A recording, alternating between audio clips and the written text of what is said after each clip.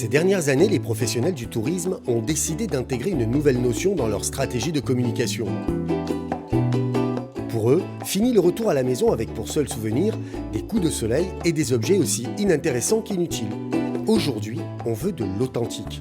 Des histoires incroyables à raconter, accompagnées d'images à afficher sur les réseaux sociaux. En Polynésie française, au milieu du Pacifique, se trouve Huahine. Une île qui, malgré son décor de carte postale, a décidé de s'affranchir de ce cliché et de mettre en avant cette notion, celle de la culture. And it was a project of passion to build this hotel and to try and tell the story, which was buried here on the archaeological site. And for example, the shape of the bungalows, it's the canoe house. That's what Cook saw when he was here in 1769. His photographer, who only had a crayon, drew canoe houses everywhere. So we tried to integrate in every possible chance we had what was here back at that time. The canoe house, the fish hooks, the giant sink in the rooms, that's the wooden omite that was here. And try and make all that function and work as a hotel at the same time. So it was a major challenge. I lost many nights of sleep trying to think of every possible detail that we could to make the story come alive through the hotel. Cette notion de culture prend tout son sens ici. Les anciens temples polynésiens, appelés Maitai, trônent fièrement tout autour de l'île. The stone symbolically represents the bone of the land, the iwi. The soil is the skin of the land. It's a living being. So to take the stone and build a temple, you're taking the essence of the life of the land that gives you sustenance. So it is made essentially from the natural world that you have influence over during ceremonies. Coral is the bone of the ocean. So you can manipulate or influence the fertility of the sea resources, fish, shellfish, through that. That's why you have coral and basalt stone always in the architecture of the Maitai. Pour un œil averti, une multitude de références culturelles sont habilement distillées dans tout l'établissement.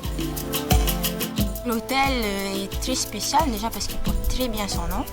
L'hôtel Lapita, tous les petits détails sont faits pour nous évoquer, nous rappeler que ce peuple était pêcheur et potier, notamment dans les bungalows où on retrouve des hameçons, dans les fournitures ou au mur, ou sinon dans toute l'architecture où il y a des motifs géométriques qui sont identiques à ceux qui sont trouvés sur la poterie de ce peuple-là. C'est ce qui fait au fait de cet endroit un lieu très spécial par son concept différent. C'est pas juste un hôtel, un hébergement, mais l'idée principale a été surtout de nous rappeler notre histoire et la culture de nos tupuna, de nos ancêtres.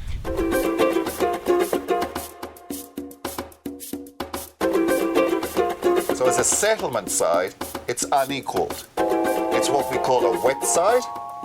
So you actually had the conditions whereby in the waterlogged environment, wooden objects made out of organic materials were preserved. That's unique in these tropical ecosystems. This site dates to that first expansion to the east and the settlement of the Polynesian Triangle, an essential, an important site for our understanding of that process and that unique culture. So I suppose that the influence of Lapita culture is very profound. We see it in a number of artifacts, art forms, all recall Lapita precedents in the Western Pacific. The reason why this hotel is called the Lapita Hotel is really based on a cultural continuity. Peter, who is a potter himself, incarns in his own artistic way a relevance to that culture through pottery, because Lapita culture was based on some of the most beautiful pottery produced in the Pacific.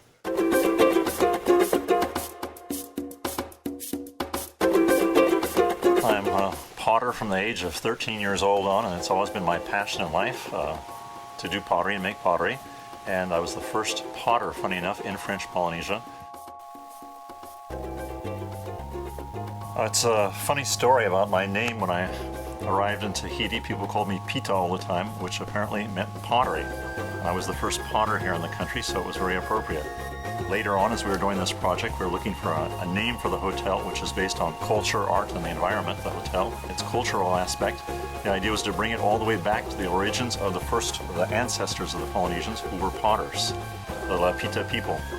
And so we decided to give the name to the hotel, Lapita Village.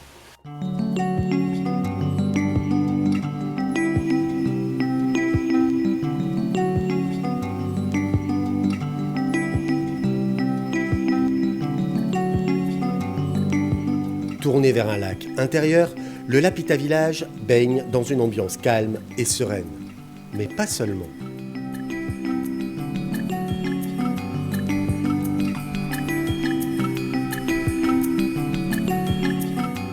Nous avons un jardin bio dont nous essayons peu à peu d'intégrer les légumes du jardin dans la création du restaurant.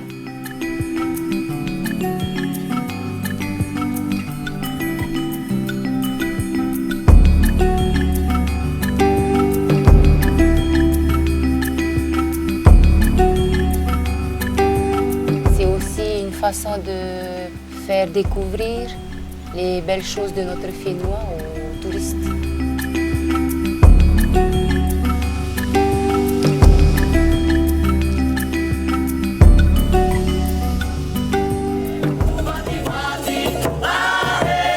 La danse pour moi c'est plus que du folklore. On n'est pas là juste pour faire joli. On essaye de partager tout ce qu'on ressent. Pendant qu'on danse, nos gestes, nos déhanchés ont toute une signification et ça, c'est ce qu'on veut partager.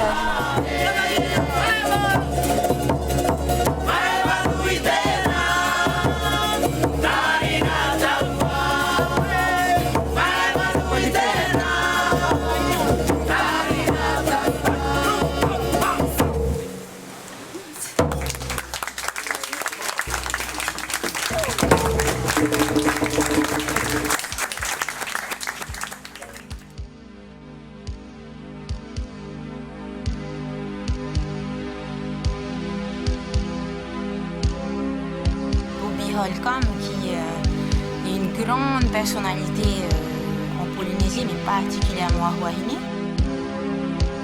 Il a su faire partager la culture par ses chansons et par sa peinture aussi.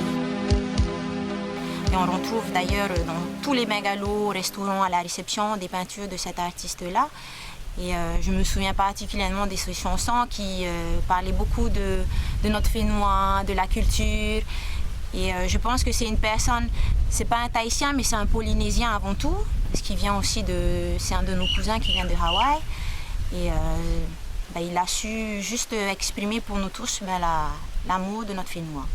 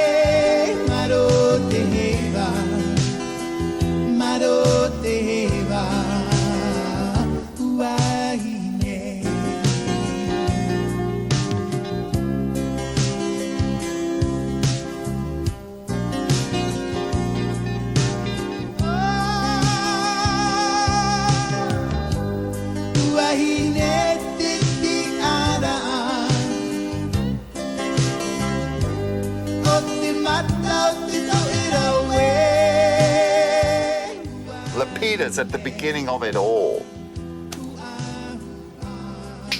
Maybe too long. No, that's okay.